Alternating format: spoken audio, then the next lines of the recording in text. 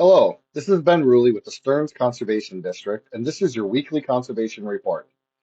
I am not sure how many listeners had a chance to make it down for the Great Minnesota Get Together. Unfortunately, I did not make it this year, but typically like to go every couple of years to sample some foods, visit the displays and competitions, and even do a little people watching. Since it just wrapped up, I thought it might be interesting to look at some facts about the Minnesota State Fair. This year, the fair ran from Thursday, August 21st to Monday, September 1st. The total attendance over the 11 days was 1,940,869, making it the fifth best attended fair in history. The most attended Minnesota State Fair ever was in 2019, with a total of 2,126,551 people. The Minnesota State Fair is the largest state fair in the U.S. by average daily attendance. The governing body of the state fair is older than the state fair itself.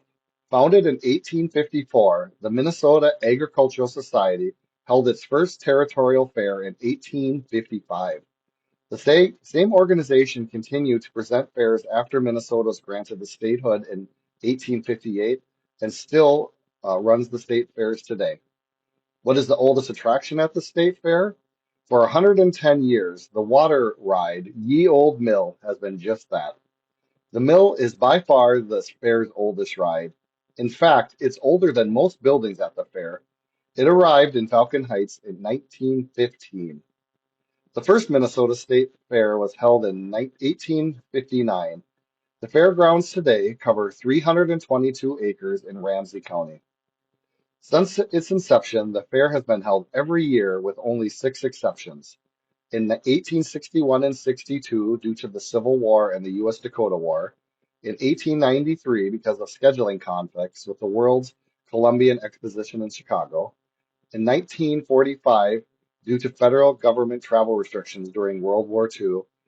In 1946, due to a polio epidemic. And in 2020, due to the COVID-19 pandemic.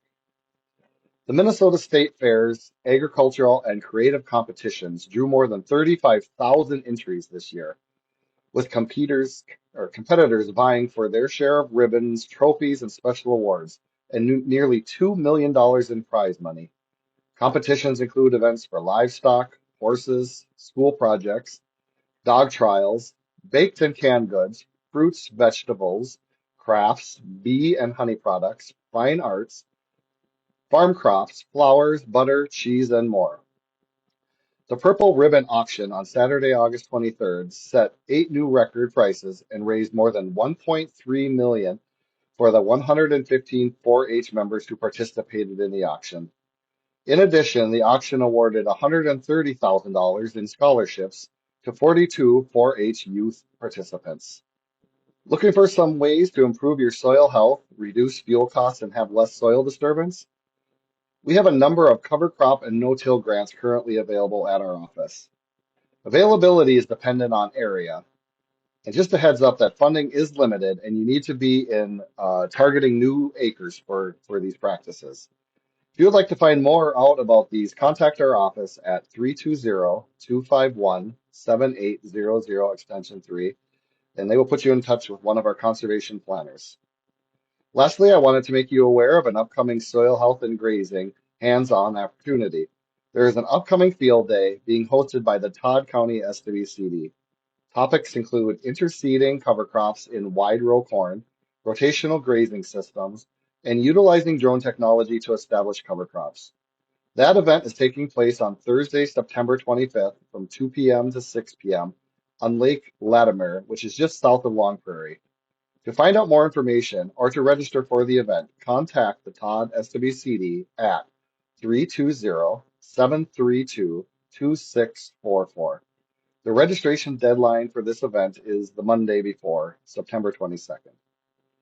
Thank you for listening today. I hope you're all enjoying the cooler fall weather. Again, this has been Ben Ruley with the Stearns Conservation District, and this was your weekly conservation report.